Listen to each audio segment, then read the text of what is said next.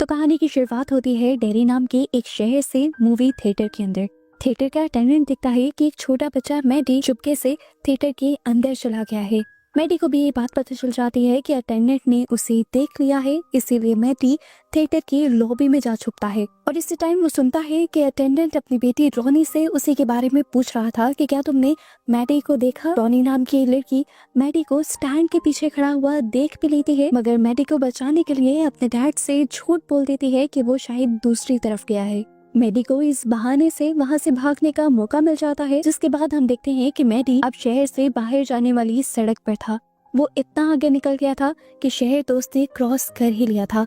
तभी अचानक उसके पास आकर एक गाड़ी रुकती है जिसमें एक फैमिली बैठी हुई थी। गाड़ी में से लेडी मैडी से पूछती है कि क्या आपको लिफ्ट चाहिए। वो आदमी भी शायद ऐसे मैडी को सड़क पर देखकर परेशान था। वो कहता है, आओ मैं तुम्हें तुम्हारे पेरेंट्स के घर छोड़ देता हूँ। मैडी चुप कर पिछली सीट पर बैठ जाता है और कहता है कि मुझे अपने पेरेंट्स के घर नहीं जाना, यहाँ तक कि मुझे तो डेरी शहर में भी वापस नहीं जाना। इसके अलावा आप लोग मुझे कहीं भी ले जाएं। वो लेडी कहती है, अरे फिर तो तुम बहुत लकी हो, हम भी पोर्टलैंड जा रहे हैं, तुम्हें भी वहीं ले जाते हैं। इस टाइम मैडी उस कपल के बच्चों के दरमियान में बैठा हुआ था। यहाँ पर काफी अजीब सा माहौल था। उस कपल की बेटी अचानक से एक प्लास्टिक का डब्बा खोलती है जिसके अंदर एक लिवर था किसी जानवर का। ये देखकर मैडी का दिल खराब होता है, लेकिन अब इससे बाद जो वो लड़की करती है उन चीजों को तो मैडी बर्दाश्त भी नहीं कर पाता। वो लड़की अपनी उंगलियां उसी लीवर के अंदर स्टैब कर देती है और फिर बाहर निकाल कर खुद भी मजे से सूंघती है और मैडी को भी जबरदस्ती सूंघाने की कोशिश करती है। इन्हीं चीजों को इग्नोर करते हुए उस लड़की की मॉम अपने बेटे का स्पेलिंग टेस्ट ले रही थी, जबकि मैडी नोटिस करता है कि ये गाड़ी भी अब वापस डेरी की तरफ मुड़ रही है, ना कि पोर्टलैंड की तरफ जा रही है। भयानक क्रिएचर निकलती है। बज़ाहिर तो ये क्रिएचर इंसान जैसे लग रही थी, पर इंसान नहीं थी। उसके दो इंसानी सर थे, नुकीले नुकीले हाथ पांव जैसे किसी परिंदे के होते हैं, और साथ ही इस बच्चे के चमगादड़ जैसे पर भी थे। और देखने में ये बहुत ही ज्यादा भयानक था। पैदा होते ही वो उड़ना शुरू कर देता है और जब वो औरत उसे पकड़ने की कोशिश करती है तो वो क्रिएचर भागने की कोशिश करता है और गाड़ी के पिछले शीशे से टकरा जाता है। बेचारा मैडी डर के मारे अपना पेसिफायर मुंह में डालता है और कानों पर हाथ रख लेता है। यहाँ जो सब कुछ हो रहा था उसे देखने की उसमें बिल्कुल हिम्मत नहीं थी। एकदम से सीन बदलता है और इसी गाड़ी को हम बाहर से देखते हैं। गाड़ी की विंडो का शीशा टूटता है और उसके अंदर से मैडी का पेसिफायर निकलकर बाहर गिर जाता है। वही पेसिफायर अब पानी में तैरते हुए टाइटल कार्ड के नीचे से गुजरता है और हमें सीजन का टाइटल कार्ड इट दिखाया जाता है। और फाइनली सीन यहाँ से कट हो जाता है और मेन सीजन स्टार्ट हो जाता है। अब हमें 4 महीने बाद के जाते हैं और साथ ही डेरी का बेस दिखाया जाता है। एक लड़का फिर बाइनोकुलर से देख रहा है कि डेरी एयरफोर्स बेस पर एक जहाज उतरे कि उनकी ये एयर बेस सुवेद बेस से सिर्फ 7 घंटे की दूरी पर है, जिसका मतलब है कि ये पहली लाइन ऑफ डिफेंस है और यहाँ की हिफाजत बहुत ज्यादा जरूरी है। ये लोग यहाँ पर एक स्पेशल प्रोजेक्ट के बारे में बात करते हैं और इनकी बातों से हमें फील होता है कि यहाँ पर कुछ तो अब नॉर्मल है। सीन कट होकर अब हमें लोकल हाई स्कूल दिखाया जाता है और वहाँ पर हमें एक बच्ची लिली को दिखाया जाता है। लिली के लिए स्कूल का माहौल बहुत ही ज्यादा अजीब है क्योंकि उसे बच्चे बहुत ज्यादा बुली करते हैं। यहाँ तक कि जब वो कॉरिडोर से भी गुजरती है तो बच्चे उसे अजीब नजरों से देखते हैं। लिली अपना लॉकर खोलती है तो देखती है कि वहाँ पर बहुत सारे पिकल के जार्स रखे हुए हैं। उन्हीं में से एक जार को धागे के साथ उसके लॉक से बांधा गया था। लॉकर का दरवाजा खुलने पर वो जार नीचे गिर जाता है और सभी लोग उस पर बहुत ज्यादा हंसते हैं।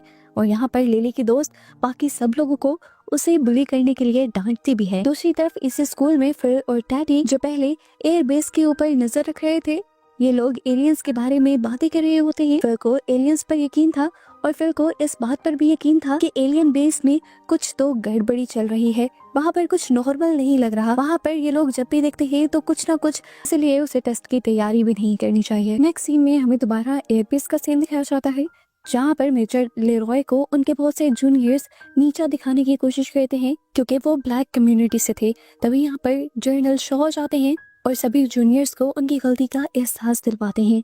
दूसरी तरफ हमें दोबारा फिल और उसके दोस्त को दिखाया जाता है जो अब पढ़ते पढ़ते दोबारा मैडी के बारे में बात करना शुरू हो गए थे। आज 4 महीने गुजर गए थे लेकिन ना तो आज तक मैडी का पता चला था और ना ही पुलिस उसकी डेड बॉडी ढूंढ पाई थी। पुलिस का ये मानना था कि मैडी कहीं अब हमारी गलती थी, वो हमारी वजह से नाराज होकर घर से निकला था। उसकी मॉम ने हमें उसकी बर्थडे में जाने के लिए कैंडीज भी दी थी, पर उसके पुरानी बातें याद करके मैडी दोबारा जिंदा तो नहीं हो सकता ना। तो मुझे लगता है कि हमें ये टॉपिक छोड़ देना चाहिए। खैर सीन कट होता है और नेक्स्ट सीन में हम लिली को बाथरूम में खड़ा हुआ दिखते हैं। वो अपने ब्रेसलेट के एक चार्म को दिखती है और उसे वो वक्त याद आता है जब मैडी ने उसे टॉवर के व्यूइंग डेक पर बुलाया था। वैसे तो ये जगह सदियों से खाली पड़ी थी, पर फिल, टेडी और उनके दोस्त मैडी ने इस जगह को अपना खुफिया ठिकाना बनाया हुआ था। एक दिन मैडी भी लिली को वहाँ पर लेकर गया और उसने लिली को वहाँ एक टर्टल चार्म दिया और लिली से कहा कि किसी को मत बताना कि मैं तुम्हें यहाँ लेकर आया था। प्रेजेंट में हम देखते हैं कि लिली अभी भी उन्हीं यादों में खोई हुई थी कि तभी उसकी मॉम आकर उसे कहते हैं कि तुम कल के लिए तैयारी कर लो, हमें तुम्हारे डैड की ग्रेव पर जाना है। लिली के डैड को मरे आज पूरा 1 साल हो गया है। लिली वहाँ नहीं जाना चाहती। तब उसकी मॉम उससे कहती है कि तुम्हें बहादुर बनना होगा, सिर्फ तुम ही इस दुनिया में अकेले दुखी नहीं हो, बहुत नॉर्मल जीते हैं। लिली की मॉम के जाने के बाद लिली बाथटब भरने के लिए नल खोलती है तो अचानक उसे ड्रेन के अंदर से मैडी की आवाज सुनाई देती है। वो वही गाना गा रहा था जो इस सीजन के स्टार्ट में सुनाई दे रहा था। ये आवाज पहले तो लिली को डरा देती है, लेकिन फिर लिली को लगता है कि मैडी सीवर में फंस गया है।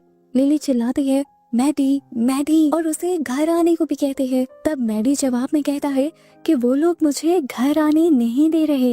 ये सुनकर लिली कंफ्यूज हो जाती है और अचानक हम देखते हैं कि ड्रेन से कुछ खून में भरी हुई उंगलियां बाहर निकलती हैं और इस सब को देखकर लिली बहुत ज्यादा डर जाती है।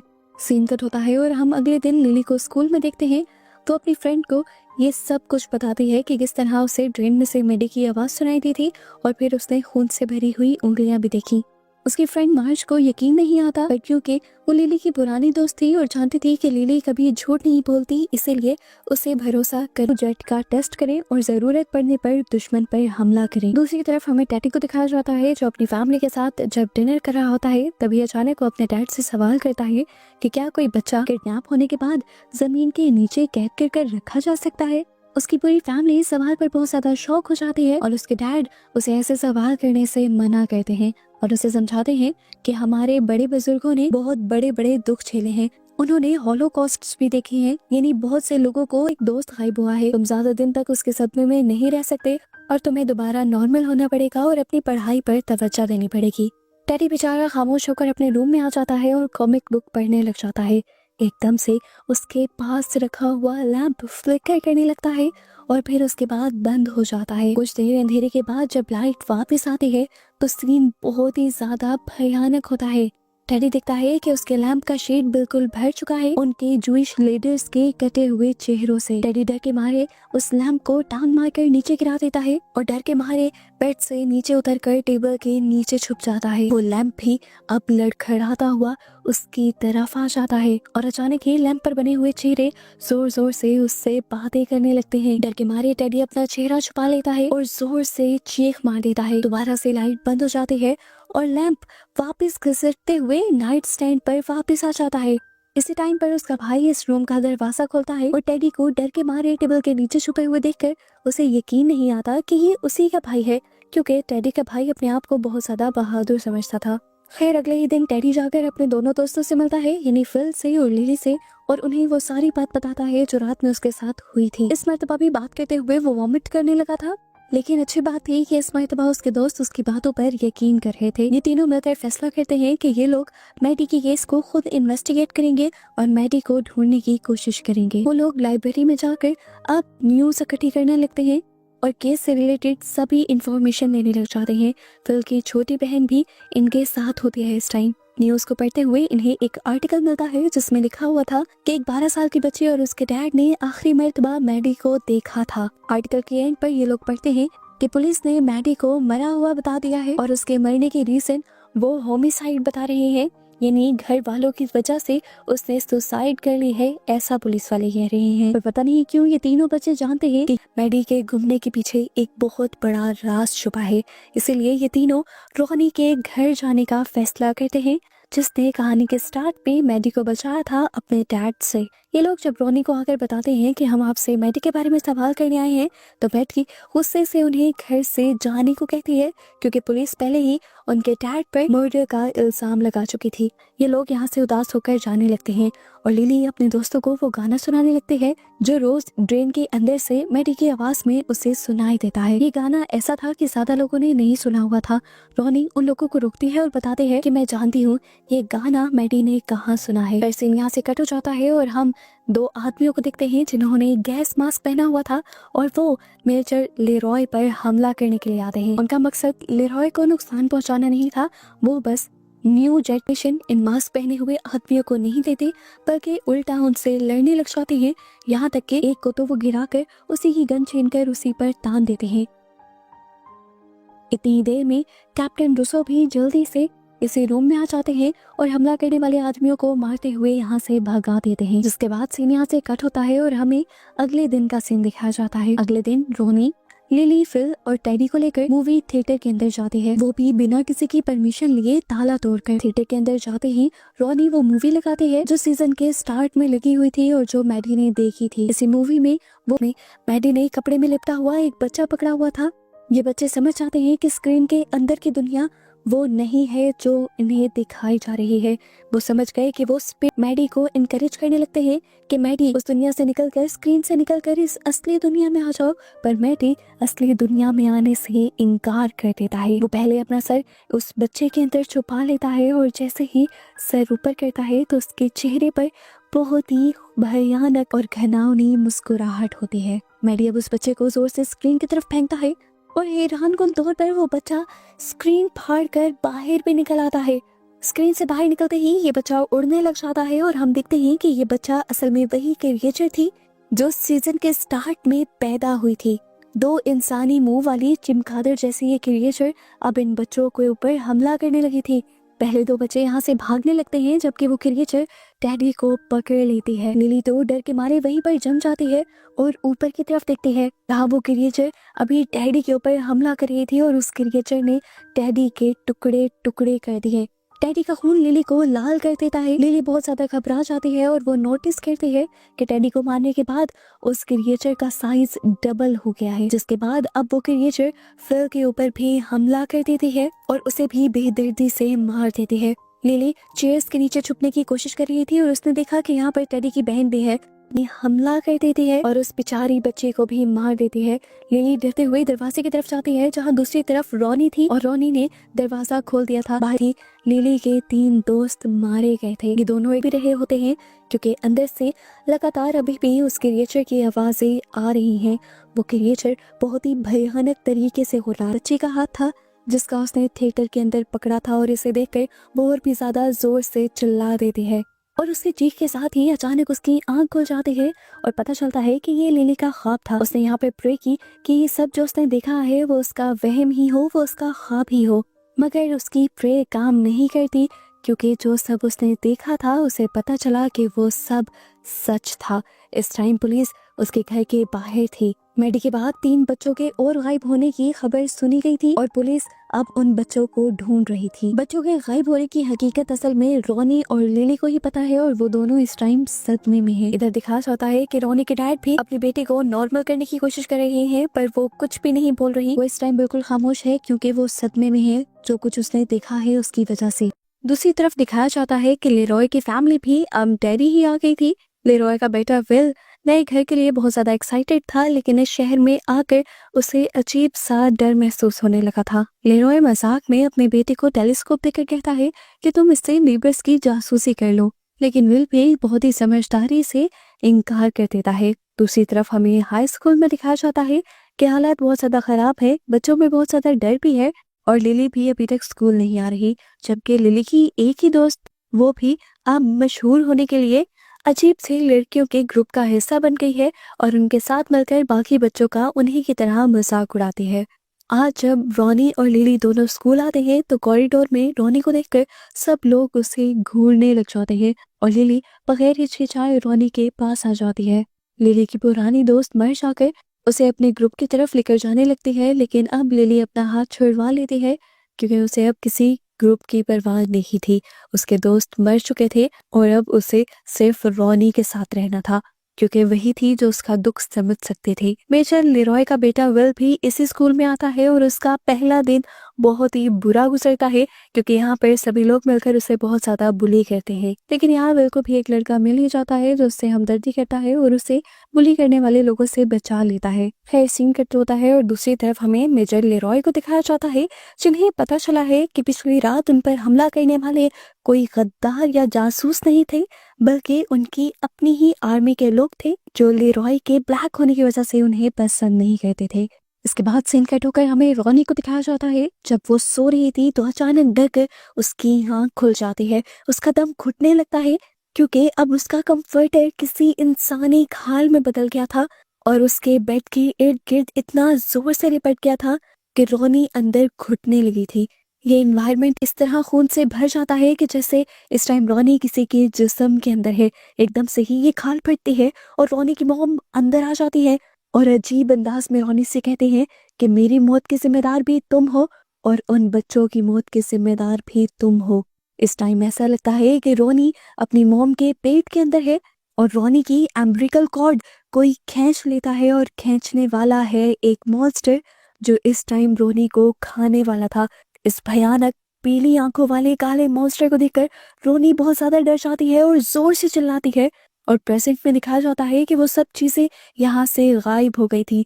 उसकी चीख सुनकर उसके डैड यहाँ पर आते हैं और उन्हें लगता है कि रोनी ने एक बुरा ख्वाब देखा है, पर रोनी जानती थी कि यहाँ पर जो कुछ भी हुआ था वो सच में हुआ था और रोनी बहुत ज्यादा डर चुकी थी। सीन कट होकर दूसरी तरफ हमें 3 मिलिट्री ऑफिसर्स को दिखाया जाता है जो पुलिस के साथ मिलकर किसी चीज की इंटेरोगेशन कर रहे थे, पर लोकल पुलिस उन्हें अपनी इस इंटेरोगेशन का हिस्सा नहीं बनाती, उन्हें निकाल देती है। लेकिन उसके बावजूद भी छुपकर ये लोग पुलिस पर नजर रखते हैं और जिस साइट पर पुलिस इंटेरोगेशन के लिए खुदाई कर रही थी काफी देर तक छुपकर वहां नजर रखते हैं। लेकिन तभी अचानक एक ऑफिसर की तबीयत खराब होने लगती है, ऐसे जैसे किसी एनर्जी ने उनके ऊपर कोई असर कर दिया था। यहाँ एक ट्विस्ट रिवील होता है कि पुलिस और मिलिट्री डेरी शहर को इसीलिए इम्पोर्टेंट समझ रही है क्योंकि हमेशा से जंग के वक्तों में डेरी शहर का इम्पोर्टेंट रोल रहा है और अब पुलिस और फौज दोनों को लगता है कि शहर के नीचे कोई ऐसी एनर्जी या ताकत है जो उन्हें नुकसान पहुंचा रही है या पहुंचा सकती है और उसी के लिए ये सब मिलकर इंटेरोगेशन कर रही है। यहाँ तक कि जगह जगह डेयरी में खुदाई भी चल रही है। दूसरी तरफ हमें दिखाया जाता है कि रॉनी और लिली दोबारा स्कूल में मिलते हैं और एक दूसरे से अपने दोस्तों के मरने के बारे में बात करते हैं। पुलिस अभी भी उनके दोस्तों के लिए इन्वेस्टिगेशन कर रही थी, पर उनको कोई सुराग नहीं मिल रहा था। रॉनी लिली से कहती है कि तुम्हें पुलिस को सब बता देना चाहिए, पर लिली कहती है रॉनी मेरी बात समझने की कोशिश करो, मैं ऐसा नहीं कर सकती। मेरी पास्ट मेडिकल हिस्ट्री है, मेरी मेंटल हेल्थ अच्छी नहीं थी, मुझे लोग साइको समझते थे और अगर इस तरह की कोई भी बात मैंने उन लोगों के सामने कर दी तो वो मेरी बात पे यकीन करने के बजाय मुझे दोबारा से साइको समझने लगेंगे और मेंटल हॉस्पिटल वापस भेज देंगे। इसी दौरान हम देखते हैं कि पुलिस स्कूल में आ जाती है और लिली को ले जाती है। लिली से इन्वेस्टिगेशन शुरू हो जाती है। लिली उन्हें कुछ बताना नहीं चाह रही थी, पर ये लोग लिली के डर का फायदा उठाते हैं और अपने अल्फाजों को घुमाते हुए उससे बहुत से सवाल करते हैं, उस पर दबाव डालते हैं और फिर उसके दिए गए जवाबों का अपना ही मतलब निकाल लेते हैं और एक स्टेटमेंट बनाकर उसकी वजह से रॉनी के डैड को अरेस्ट कर लेते हैं उन बच्चों के मर्डर के इल्जाम में। और ये बात जब रॉनी को पता चलती है कि उसके डैड लिली की वजह से अरेस्ट हुए हैं तो रॉनी उससे नफरत करने लग जाती है। दूसरी तरफ हम देखते हैं कि मेजर लेरॉय जनरल शॉ के पास आते हैं और उन्हें बताते हैं कि उन पर हमला करने वाले कोई और नहीं बल्कि उन्हीं के फौजी थे। ये बात सुनकर जनरल शॉ बिल्कुल हैरान नहीं हुए थे और इस बात से लेरॉय को गुस्सा आ गया था। शॉ लेरॉय को समझाते हैं, देखो वो हमला हमारे प्लान का हिस्सा था, हमने तुम्हारी बहादुरी चेक करने के लिए तुम पर हमला करवाया था और अब हमें तुम्हारी बहादुरी पर और तुम्हारी ईमानदारी पर यकीन हो चुका है और इसीलिए मैं अब तुम्हें एक सीक्रेट मिशन का हिस्सा बनाना चाहता हूँ। ये कहते हुए वो उन्हें खुफिया बेस की तरफ ले जाते हैं। वो बताते हैं कि स्वेत, कुबान और यूएस ये 3 मुल्क सिर्फ एक ही चीज को ढूंढ रहे हैं और वो एक सदियों पुरानी ऐसी ताकत है जो अपना खौफ हर जगह फैलाए रखती है और हमें स्वेत और कुबान से पहले उस चीज को खुद ढूंढना है। दूसरी तरफ हमें लिली को शॉपिंग करते हुए दिखाया जाता है। हम देखते हैं कि उसकी दिमागी हालत दोबारा से खराब हो गई है। शॉपिंग करते हुए उसे अपने इर्द गिर्द अजीब आवाजें सुनाई देती हैं, यहाँ तक कि उसे मरे हुए लोग भी दिखाई देते हैं।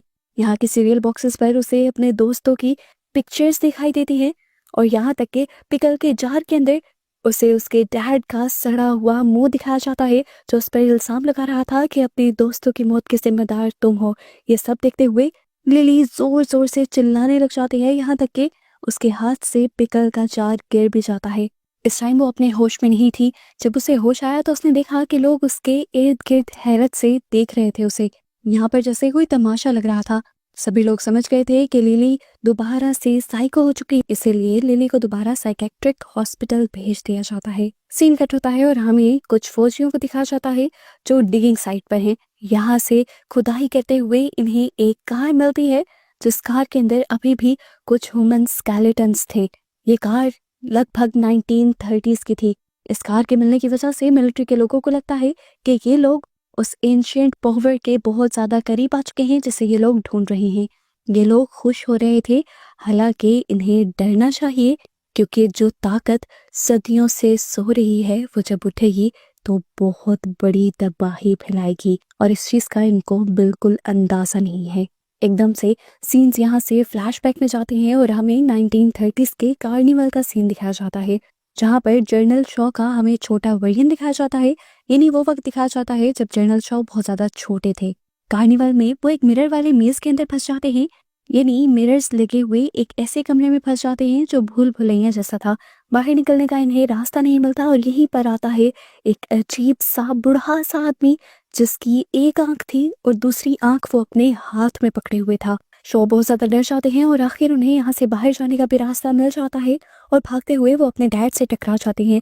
वो अपने डैड को सारी बात बताते हैं, पर उसके डैड उन पर यकीन नहीं करते और इस टाइम उन्हें एक स्लिंग शॉट देते हैं और मजाक में उससे कहते हैं कि अगर अब तुम इस तरह की चीज़ देखो तो इस स्लिंग शॉट से अपनी हिफाजत कर लेना। खैर, जब छोटे शॉ और शॉ के डैड घर जा रहे होते हैं तो अचानक से उनकी गाड़ी खराब हो जाती है।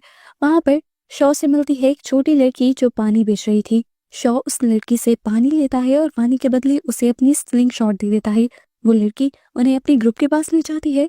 उस लड़की का ग्रुप जंगल में मजे से खेल रहा था और शॉ भी उन्हीं बच्चों के साथ खेलने लग जाता है। खेलते खेलते उसे इतना मजा आने लगा था कि अब वो जंगल की तरफ भागने लगा था। रोज यानी वो बच्चे उसे पकड़ रही थी, लेकिन अचानक से वो रुक जाती है और शॉ से भी कहती है कि आगे मत जाओ शॉ, आगे गहरा जंगल है, हम वहां नहीं जाते। शॉ से पूछता है क्यों। इससे पहले कि रोज कोई जवाब देती, जवाब खुद चलकर उसके सामने आ जाता है। कार्निवल में जो एक आंख वाला आदमी उसे दिखा था, वही एक आंख वाला आदमी यहाँ पर भी था, जो एकदम से अपनी टांगों को बड़ा करके अपने आप को एक भयानक मॉन्स्टर में बदल लेता है और शॉ के पीछे पड़ जाता है। इस टाइम हैरत से इन चीजों को देखने का टाइम नहीं था। शॉ अपने आप को बचाने के लिए यहाँ से भागने लग जाता है। वो क्रिएचर इनके पीछे पीछे था और वो रोज को पकड़ भी लेता है। रोज उस क्रिएचर को एक पत्थर मार कर अपने आप को और शॉ को बचाते हैं, जिसके बाद ये लोग जंगल से बाहर निकल आते हैं और फिर सीन भी यहीं से कट होकर हमें प्रेजेंट में लिली को दिखाया जाता है। लिली इस टाइम साइकेट्रिक हॉस्पिटल में है और यहाँ पर वो बिल्कुल खुश नहीं, क्योंकि पूरा दिन इस हॉस्पिटल में से पेशेंट्स की अजीबोगरीब आवाजें आती रहती हैं। दूसरी तरफ हम देखते हैं कि रोनी के डैड से अभी भी इन्वेस्टिगेशन चल रही थी और पुलिस उन्हें डराने के लिए कहते हैं कि तुम्हारे खिलाफ तो गवाहों ने भी साइन कर दिए हैं, यानी गवाही दे दी है कि उन्होंने देखा है कि तुमने ही मर्डर किया है। लेकिन इस सबके बावजूद भी रोनी के डैड पुलिस को कुछ नहीं बताते, क्योंकि जब उन्होंने कुछ किया ही नहीं था तो वो क्या बताते। डिंगी साइड पर मिलिट्री को पता चलता है जो कार उन्हें मिली थी स्केलेटन से भरी हुई, उसका ताल्लुक उस एंशिएंट पावर से दूर दूर तक नहीं है।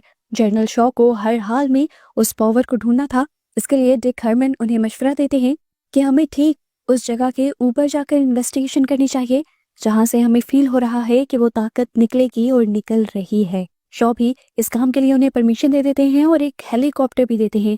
इसीलिए डिक लेरॉय और रोसो के साथ इन्वेस्टिगेशन करने के लिए निकल जाते हैं। डिक के हाथ में इस टाइम वही सालों पुरानी वाली स्लिंग शॉट है जो हमने 1930s के अंदर शॉ के हाथ में देखी थी। उसे टच करने पर डिक को बहुत ही पुराने विजन्स आते हैं। वो किसी ट्रांस में चला जाता है। उसे लगता है कि वो इस टाइम एक हेलीकॉप्टर के अंदर नहीं है, बल्कि एक सीवर के अंदर है और उसे इसी सीवर के अंदर पेनीवाइज का सर्कस वैगन नजर आता है।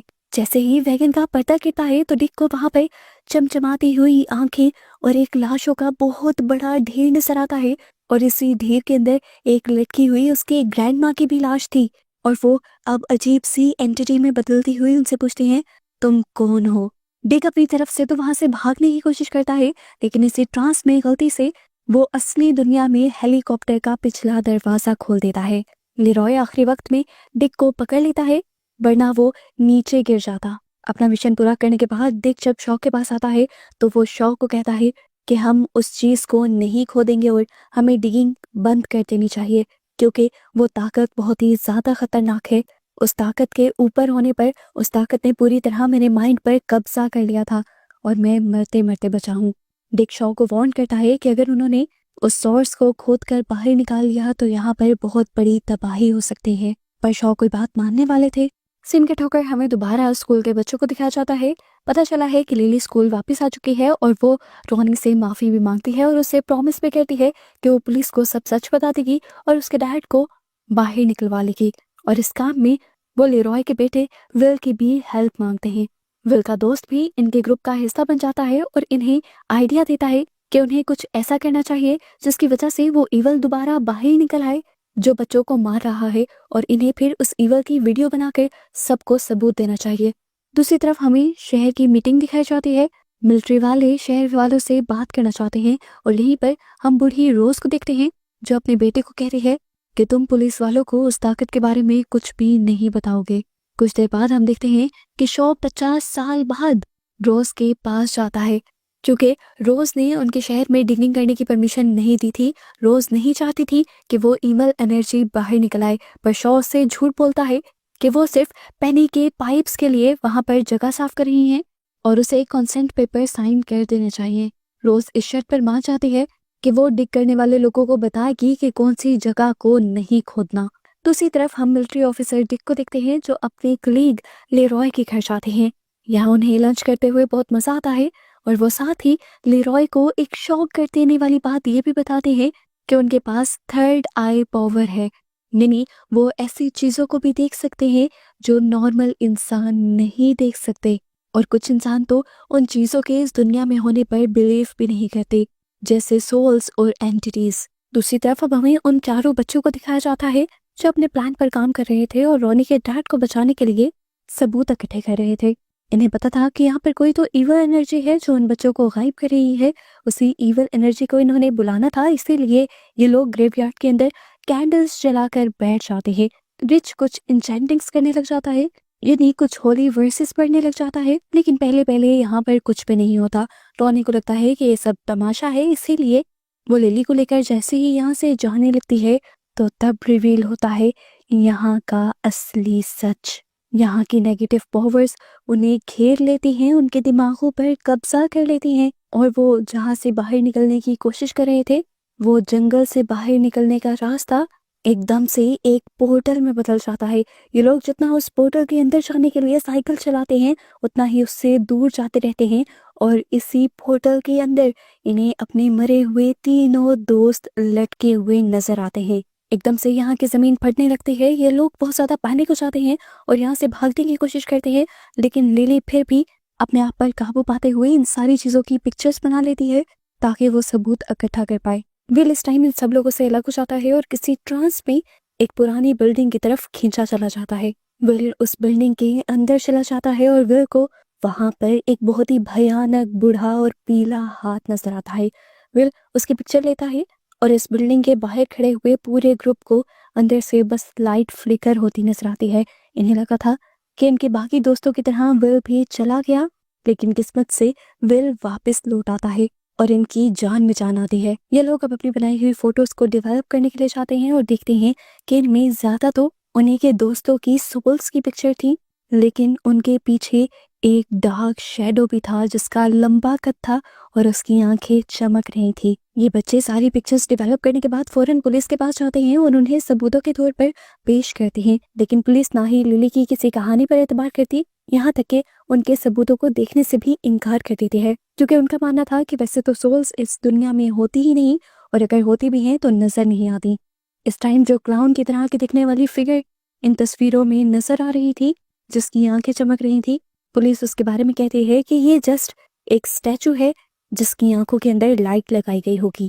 बच्चे बहुत ज्यादा उदास हो जाते हैं और वो समझ पर जाते हैं कि बड़े उनकी बातों पर यकीन नहीं करेंगे। सभी लोग अपने अपने घर आ जाते हैं और सबसे ज्यादा जो उदास था वो विल था। विल की मॉम को उसकी उदासी की वजह स्कूल लगता है, इसीलिए वो कहती है कि तुम कुछ दिन स्कूल ना जाओ। इसीलिए विल घर पर रह जाता है और लेरॉय उसे लेकर पिकनिक मनाने निकल जाते हैं। लेकिन रास्ते में ही लेरॉय की गाड़ी खराब हो जाती है और मजबूरन इन्हें एक लेक के पास उतरना पड़ता है।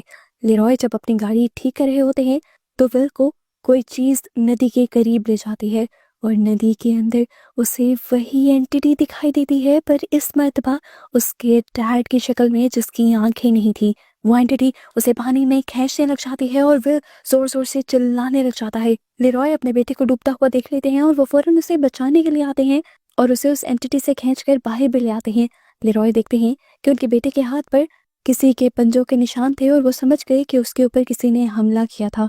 यहीं इसी नदी के अंदर फिर ये लोग रेड कलर का बैलून भी उड़ता हुआ देखते हैं और इस चीज से ये लोग समझ जाते हैं कि यहाँ पर कोई इवल एंटिटी है, कोई इवल पावर है जो इन्हें तंग कर रही है। दूसरी तरफ स्कूल में दिखाया जाता है कि लिली की पुरानी दोस्त मर्ज जिन नए लोगों के साथ मिल गई थी, वो नई लड़कियां दोबारा लिली को तंग करने का और उसे बुली करने का प्लान करती हैं। तो मर्ज को काफी बुरा लगता है। मर्ज लिली को ये सारी बातें बताने आ ही रही थी और उसे वार्न करना चाह रही थी, पर तभी अचानक से उसके ऊपर कोई चीज हावी हो जाती है। वो किसी चीज के पोजेशन में आ जाती है, यानी कोई चीज, कोई एंटिटी उसके ऊपर कब्जा करने लगती है।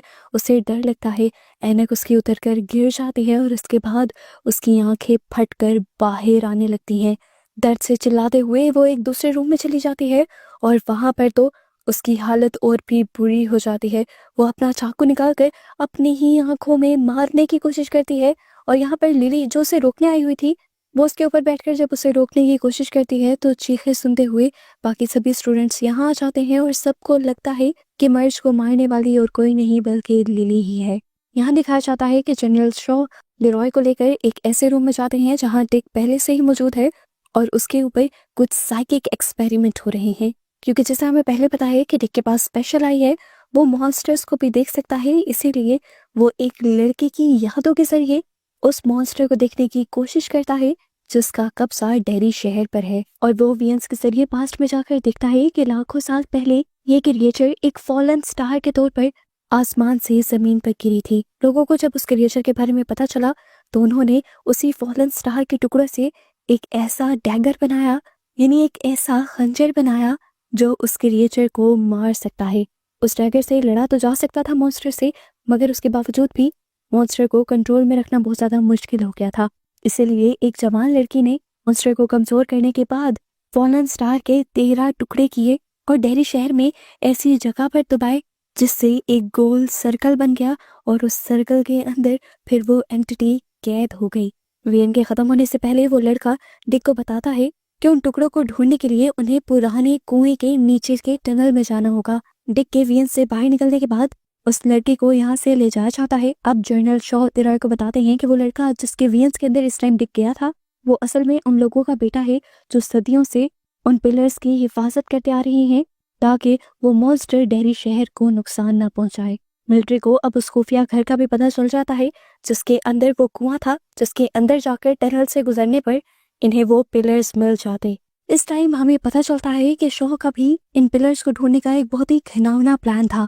वो जानते थे कि वो ताकत सदियों से सो रही है और अभी भी सोई रह सकती है, लेकिन वो इस ताकत को जगाना चाह रहे थे ताकि वो अपने दुश्मन मुल्कों पर हमला कर सके और किसी को शक भी ना हो कि ये चाल यूएस की है और इस तरह उनके लोगों की जान खतरे में आए बगैर वो लोग जंग जीत भी जाएंगे। लेरॉय को शॉ का ये प्लान सुनकर बहुत ज्यादा गुस्सा आ जाता है क्योंकि इसकी वजह से सिर्फ दुश्मन मुल्क ही नहीं बल्कि उनकी फैमिलीज भी खतरे में आ सकती थी। सीन कट होता है और हमें दिखाया जाता है कि लिली जाकर हॉस्पिटल में अपने दोस्त से मिलती है। उसकी दोस्त अभी भी बच गई थी पर उसकी एक आंख जाया हो गई थी। लिली उससे माफी मांगती है और पता चलता है कि लिली को पुलिस पकड़ कर ले जाती, मगर मर्ज ने झूठ बोलकर लिली को बचा लिया था, ये कहते हुए कि उसकी ग्लासेस टूटकर उसकी आंख में लगने की वजह से ये सारा हादसा हुआ था।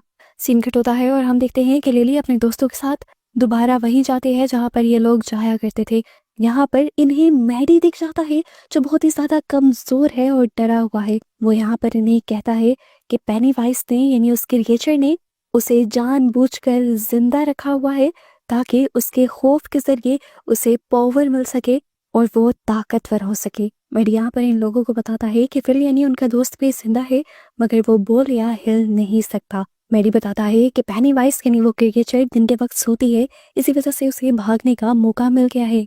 सीन कट होकर हमें शहर का सीन दिखाया जाता है, जहाँ पर रोनी की डैड को हथकड़ियां लगाकर बस की तरफ ले जाया जा रहा था।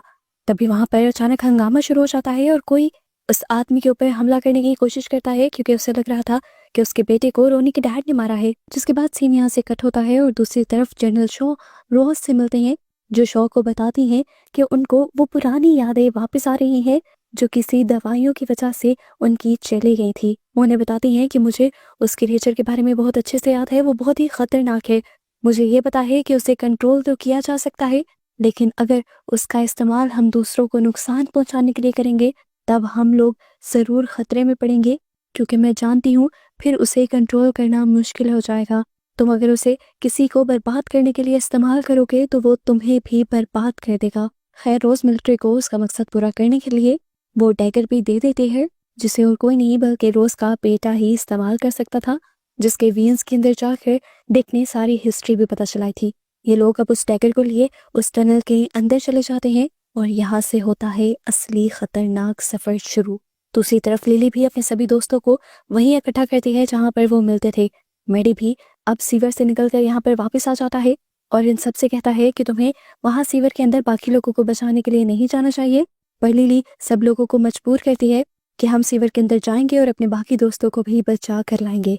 जाने से पहले लिली सबको अपनी मॉम की एंजाइटी पिल्स देती है ताकि सब लोग अपने ऊपर काबू पा सकें।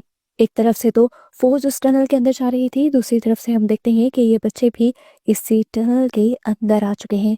टनल के अंदर जाते ही पेनी वाइस यानी वो क्रिएचर इन सब बच्चों के सामने इनके डर ले आता है, ताकि इनके डर से वो खुद को स्ट्रॉन्ग कर पाए और इन बच्चों को अलग कर दे। ये बच्चे अलग अलग हो भी जाते हैं और इनके वियंस इन्हें डराने लगते हैं। इधर इसी टनल के अंदर डिक को भी अपने बचपन का वियन नजर आने लग जाता है, जो भी पेनीवाइज उसे दिखा रहा था उसे डराने के लिए। इसी तरह बाकी आर्म सोल्जर्स को भी यहाँ पर अजीबोगरीब वियन आते हैं। वो यहाँ पर एक पीली आंखों वाली क्रिएचर देखते हैं जो बाकी लोगों को मार रही थी। वो उससे डर जाते हैं और उसकी तरफ गोलियां चलाने लगते हैं। रोज का बेटा भी जो इनकी मदद करने आया हुआ था, उसके हाथ से भी उसका डैगर नीचे गिर जाता है और लेरॉय को भी यहाँ पर अपनी वाइफ खड़ी हुई नजर आती है। लेरॉय का माइंड स्ट्रॉन्ग था, वो समझ गया कि ये उसकी वाइफ नहीं है बल्कि उसका एक फॉल्स वर्जन है, उसका शैडो है जो पेनीवाइज उसे दिखा रहा है। इसीलिए वो उसके ऊपर गोली चला देता है और ये सब कुछ यहाँ पर खत्म हो जाता है। बच्चों के सामने भी सारे वियंस खत्म हो जाते हैं और वो बच्चे भी दोबारा इकट्ठे हो जाते हैं और इसी दौरान इन्हें अपने पीछे से अजीब सी सरसराहट सुनाई देती है। ये लोग जब पीछे मुड़ के देखते हैं तो इनको एक बहुत बड़ा शौक लगता है। पानी के अंदर से एक लाश बाहर निकल रही थी जो किसी और की नहीं थी बल्कि मैडी की थी, और इस लाश का इतना बुरा हाल हो चुका था कि वो आधी से ज्यादा खाई गई थी। ये देखकर वो सारे डर जाते हैं और समझ जाते हैं कि अब तक जिस मैडी से ये लोग बात कर रहे हैं वो असल में पेनीवाइज ही है, जो मैडी का रूप लेकर इनको डराने के लिए और अपने कब्जे में लेने के लिए आया है। पेनीवाइज भी जब ये सोचता है कि बच्चों को तो हकीकत पता चल रही है, तो वो बच्चों के सामने अपनी असलियत में आ जाता है, अपने डरावने पेनीवाइज वाले रूप में आ जाता है। हुलिया तो उसका एक क्लाउन्स वाला था, लेकिन दिखने में वो बहुत ही भयानक था और असली शक्ल में आते ही वो बच्चों पर झपट पड़ता है उन्हें मारने के लिए। बच्चे अपनी जान बचाने के लिए यहाँ से निकलने के लिए भागते हैं, पर लिली गिर जाती है और पीछे रह जाती है। दूसरी तरफ से लेरॉय और उसके साथियों को भी बच्चों की चीखें सुनाई देती हैं। इसी अंधेरे में लेरॉय को अपना बेटा विल नजर आता है, लेकिन लेरॉय इसे अपना वहम समझकर विल के ऊपर भी गोली चला देता है। लेरॉय का साथी जो जानता था कि वो बच्चा असली है, उस बच्चे को बचाने के लिए वो उस बच्चे के सामने आ जाता है और इस तरह विल उस गोली से बच जाता है। जबकि लेरॉय का साथी मरते हुए लेरॉय से कहता है कि तुम उस क्रिएचर को मत छोड़ना। दूसरी तरफ हमें दिखाया जाता है कि लिली के सामने अब पेनीवाइज आ रहा था, उसके डैड का भयानक रूप लेते हुए। वो बार बार शेप शिफ्ट कर रहा था, यानी अपने हुलिये बदल रहा था और लिली को डरा रहा था। पहले तो वो लिली के डैड की शक्ल में आता है, फिर अपना चेहरा म्यूटेट कर लेता है और भयानक बना देता है। आधा चेहरा ऐसे कर देता है कि जैसे उसकी आंखें, नाक सब कुछ टेढ़ा मेढ़ा है। इसे देखकर लिली जब और ज्यादा डर जाती है तो वो अपने हजारों दांत निकालते हुए लिली की तरफ उसे मारने के लिए बढ़ता है, पर अचानक ही रुक जाता है क्योंकि पानी के अंदर वही डैगर चमक रहा था जो उसे मार सकता था, जिससे पेनीवाइज डरता था। लिली भी उस डैगर को देख लेती है और अच्छा मौका समझते हुए उस डैगर को वहां से उठा लेती है। सीन कट होकर हमें दिखाया जाता है कि लेरॉय और उसकी बची हुई टीम अब टनल से वापस आ गई थी और उनका इंटरव्यू लिया जा रहा था। लेरॉय ने सब कुछ बता तो दिया था, पर अब वो और इस मिशन का हिस्सा नहीं बनना चाहता था। टनल के अंदर उसने अपने बेटे पर गोली चलाई थी। किस्मत से उसका बेटा तो बच गया, लेकिन उसका अच्छा साथी उसकी वजह से अब मारा गया है और वो और ज्यादा अब इस मिशन का हिस्सा नहीं बनना चाहता। वो बस अपनी फैमिली और अपने दोस्तों को बचाना चाहता है। दूसरी तरफ हम दोबारा टनल का सीन देखते हैं। जैसे ही लिली ने वो डैगर उठाया था, पेनीवाइज उसकी चमक देखकर डरते हुए यहाँ से गायब हो गया था। यहाँ पर हमें डिक को भी दिखाया जाता है जो काफी देर से जंगल में फंसा हुआ था। बहुत ही मुश्किल से जंगल से बाहर निकलता है और इस टाइम हम देखते हैं कि वो बहुत ही ज्यादा थका हुआ है। अचानक ही चलते हुए उसके सामने उसका कलीग आ जाता है, वही कलीग जिसे लेरॉय ने मार दिया था।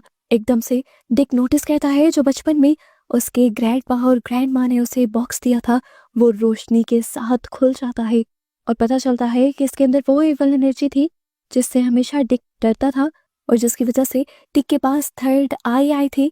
उसके ग्रैंड माँ और ग्रैंड मॉम ने उस एनर्जी को इस बॉक्स के अंदर बंद कर दिया था, पर अब वो भी खुल गई है। अब सीन कट होता है और हमें पास्ट का 1935 का एक पागल खाने का सीन दिखाया जाता है। यहाँ पर एक नर्स आकर एक बच्ची को उठाती है और उसे एक खुफिया जगह ले जाकर कहती है कि तुम्हें उस रेड बैलून का पीछा करते हुए उसे पकड़ कर लाना है। वो बच्ची जैसे ही बैलून का पीछा करती है तो सामने पेनीवाइज आ जाता है और सीन यहीं से कट हो जाता है। प्रेजेंट में हम देखते हैं कि लेरॉय अपने साथी की मौत की वजह से बहुत ज्यादा डिस्टर्ब है और वो इसका सारा गुस्सा विल पर निकाल रहा है। लेरॉय से कहता है कि तुम्हारी वजह से मेरा दोस्त मारा गया है और उसके जवाब में विल कहता है कि जिस तरह आपने अपने दोस्तों को अकेला छोड़ दिया था, मैं कभी अपने दोस्तों को अकेला नहीं छोड़ूंगा। उसकी बात सुनकर लेरॉय को गुस्सा आ जाता है और वो अपने बेटे विल को थप्पड़ मार देते हैं और विल रोते हुए यहाँ से भाग जाता है। लेरॉय को जिस वक्त अपनी गलती का एहसास होता है उस वक्त तक विल उनसे बहुत दूर जा चुका था। यहाँ पर हम देखते हैं कि लिली अपने फ्रेंड्स को वो डैगर दिखाती है जिसकी वजह से पेनीवाइज उससे डरकर उसके पास से दूर भाग गया था। लिली सबसे कहती है कि मुझे लगता है कि हमें वापस सीवर के अंदर जाना चाहिए और इस डैगर की मदद से पेनीवाइज को हमेशा के लिए खत्म कर देना चाहिए। उसकी बातें सुनकर रोनी बहुत ज्यादा डर जाती है और लिली की बात मानने से इनकार करती है, ये कहते हुए कि लिली इस तरह सबकी जान को खतरे में डाल रही है। इस तरह इन दोनों के दरमियान में लड़ाई शुरू हो जाती है। लिली उसे यकीन दिलवाती है कि वो किसी को मारना नहीं चाहती, पर इनकी बहस बहुत ज्यादा बढ़ जाती है। रिच उनका दोस्त उनकी इस बहस को खत्म करने की भी कोशिश करता है लेकिन नाकाम रहता है और इसका रिजल्ट ये होता है कि ग्रुप टूट जाता है और ये लोग अलग अलग हो जाते हैं। दूसरी तरफ हमें डिक को दिखाया जाता है जो उसी पुरानी बिल्डिंग के अंदर गया है जहाँ से उस खुफिया टनल का रास्ता निकलता है, लेकिन अब हम देख रहे हैं कि उसकी मेंटल स्टेट यानी दिमागी हालत ठीक नहीं है। काफी टाइम से वो सोया नहीं है और उसे हर जगह अब मरे हुए लोग नजर आ रहे हैं। यहाँ पर हमें दिखाया जाता है कि लेरॉय दोबारा डिक से मदद मांगने के लिए जाता है उसी खुफिया बिल्डिंग के अंदर, लेकिन अब डिक उसकी मदद करने से इनकार कर देता है और कहता है कि उनकी मदद करने की वजह से उसके साथ बहुत बुरा हो गया है। उसकी थर्ड आई जो उसकी ग्रैंडपा और ग्रैंड मॉम ने बंद कर दी थी, वो थर्ड आई उसकी खुल चुकी है और अब उसे जगह जगह मरे हुए लोग नजर आ रहे हैं और उसे तंग भी कर रहे हैं। सीन कट होकर हमें लिली को दिखाया जाता है जो इस टाइम स्कूल में थी और अकेली बैठी हुई थी। उसके पास अभी भी वो डैगर था और उसे इस टाइम अजीबोगरीब विजन आ रहे थे कि जैसे उसके डेस्क के अंदर से वो मॉन्स्टर निकल रहा है।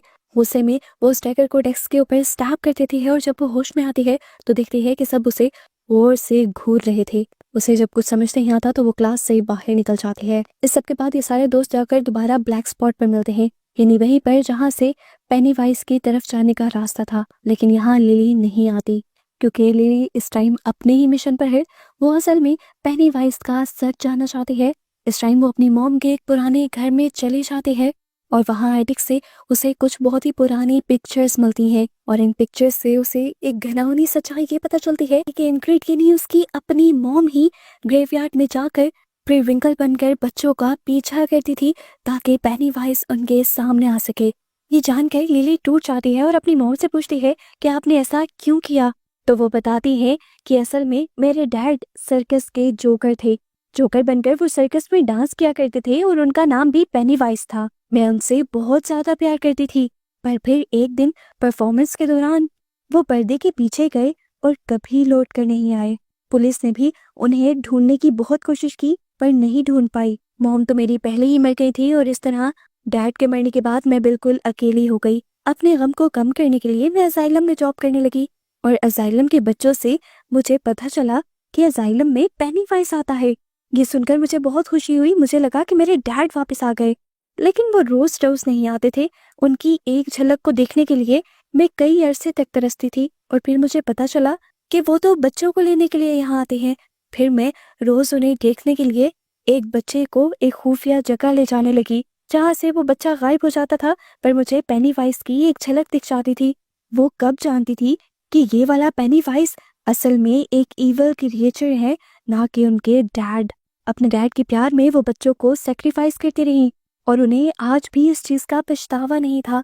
ये सब कुछ जानकर लिली बहुत ज्यादा डर जाती है और गुस्से में घर से निकल जाती है और चीखें मारते हुए साइकिल चलाना शुरू कर देती है।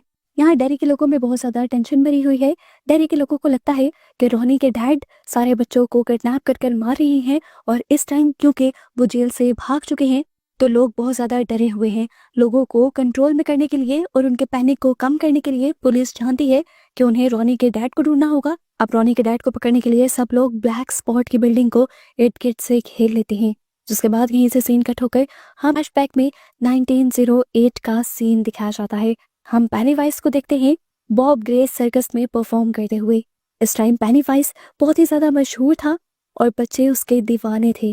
अपनी परफॉर्मेंस खत्म करने के बाद जैसे ही पेनीवाइज वापस अपने रूम के अंदर जाता है तो उसे एक अजीब सा बच्चा मिलता है जो टेढ़े मुंह के साथ पेनीवाइज से कहता है कि क्या तुम मेरे पेरेंट्स को ढूंढने में मेरी मदद करोगे।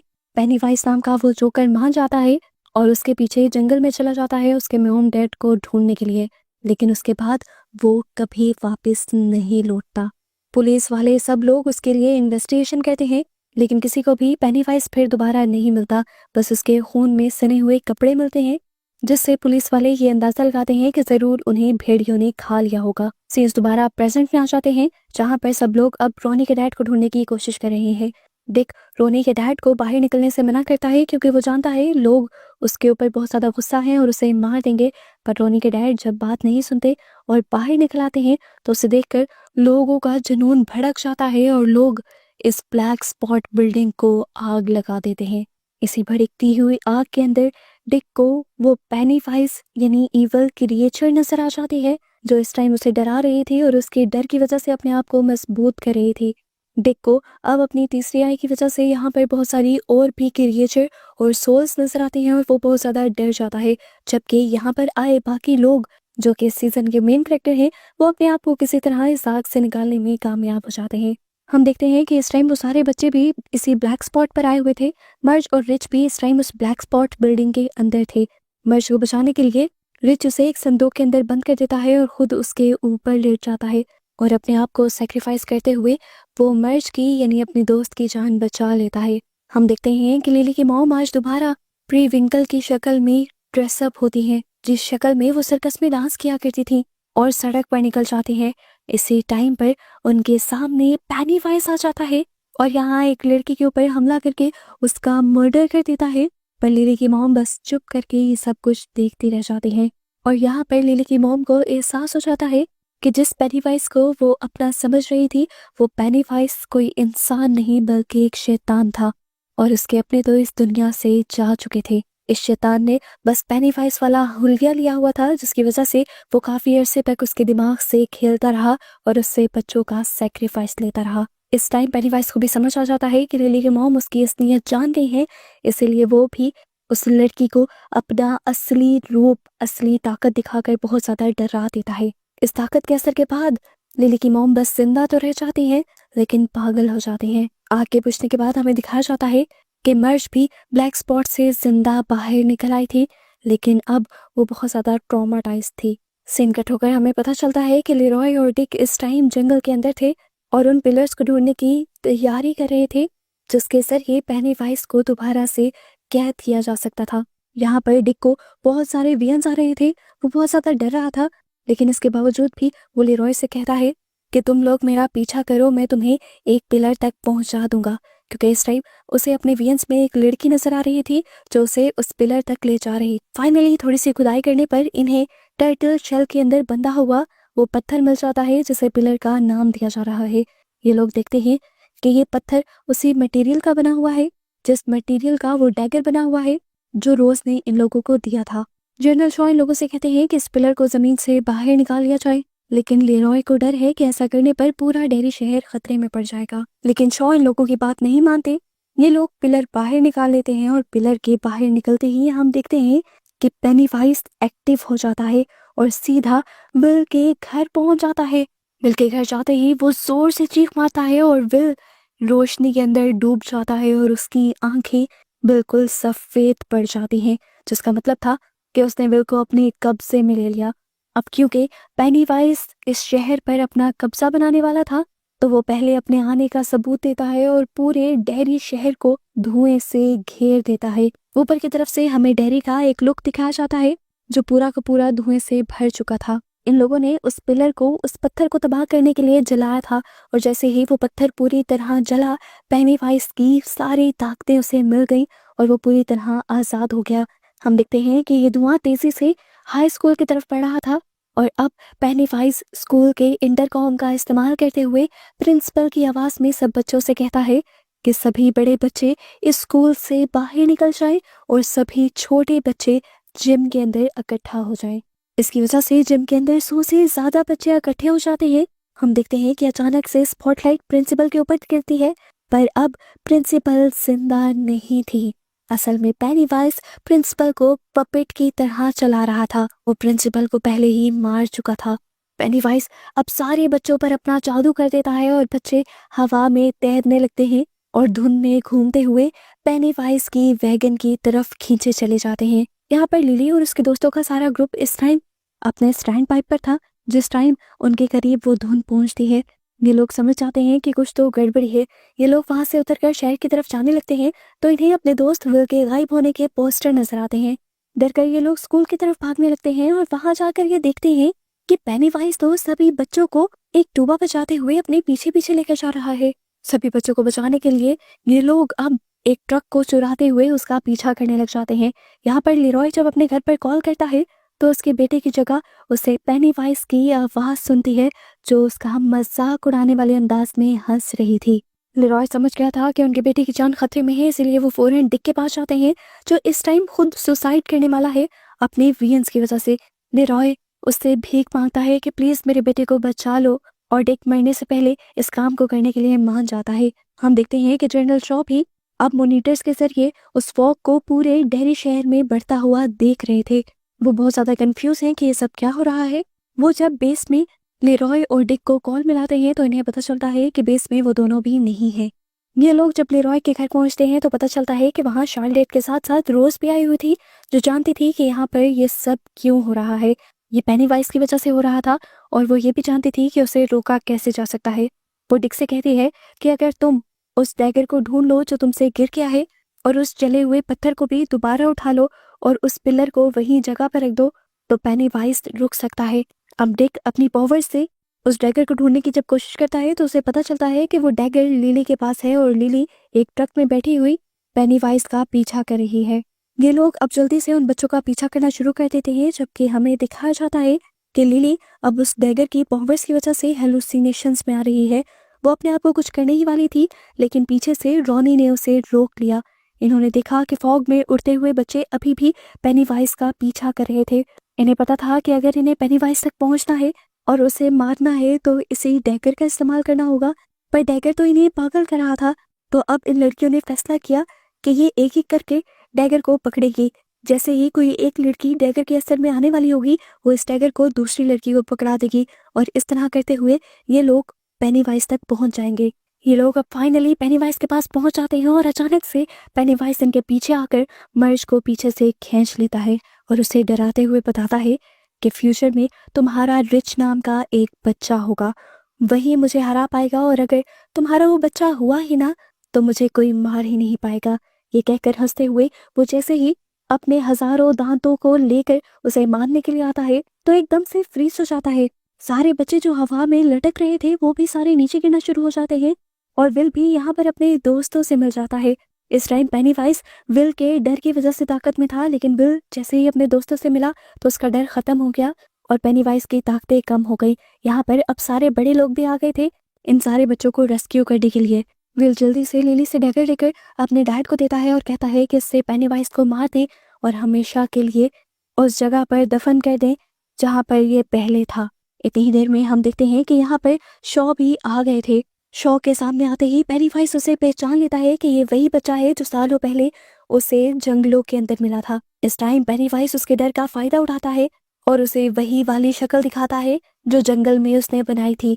शॉ डरने लग जाता है और शॉ के डर से पेनीवाइज को दोबारा ताकत मिल जाती है। ताकत में आते ही वो दोबारा बच्चों की तरफ बढ़ने लग जाता है और ये बच्चे भी उसे देख लेते हैं और फौरन ही वो डैगर लेकर उस जगह पर जाने की कोशिश करते हैं जहाँ पर उस डैगर को पहले दफना कर सालों पहले पेनीवाइज को सुलाया गया था। इन बच्चों की ताकत इतनी ज्यादा नहीं थी कि वो इस डैगर को जमीन में दफन कर पाए, क्योंकि पेनीवाइज अब इनके पीछे था और इन्हें एक से बढ़कर एक भयानक रूप दिखा रहा था और अपनी आग की गर्मी से इन्हें दर्द भी दे रहा था। इस टाइम पर अपने साथियों की मदद करने के लिए रिच की सोल भी यहाँ पर आ जाते हैं और रिच की मदद से ये लोग फाइनली उस डैगर को जमीन में दबाने में कामयाब हो जाते हैं।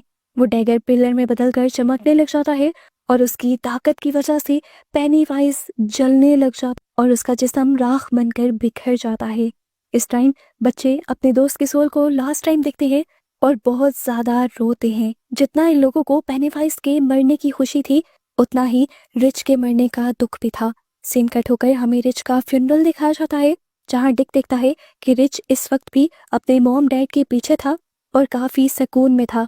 डिक जाकर उसके मॉम डैड को बताता है कि रिच बहुत सुकून में है और ये सुनकर उसके मॉम डैड खुश हो जाते हैं। जिंदगियां इन सब की दोबारा नॉर्मल होना शुरू हो जाती है। लिली की जिंदगी से भी सारे डर खत्म हो जाते हैं और वो खुद अब अपनी डैड की ग्रेव पर जाती है। लीरॉय की पूरी फैमिली अब डेरी में ही रुकने का फैसला करती है ताकि वो इस शहर की हिफाजत कर सकें। सीजन के पोस्ट क्रेडिट सीन में हमें 26 साल आगे का सीन दिखाया जाता है। हम लिली की मॉम को देखते हैं जो एक बच्चे को देखते हुए मुस्कुराती है और कहती है कि डेरी में जो भी मरता है वो हमेशा के लिए इस दुनिया से नहीं जाता। उसकी ये बात इशारा थी कि पेनीवाइज हमेशा के लिए मरा नहीं था और वो दोबारा वापस आ सकता था और आकर वो अब क्या तबाही फैलाएगा, इसी मिस्ट्री के साथ ये सीजन यहाँ खत्म हो जाता है।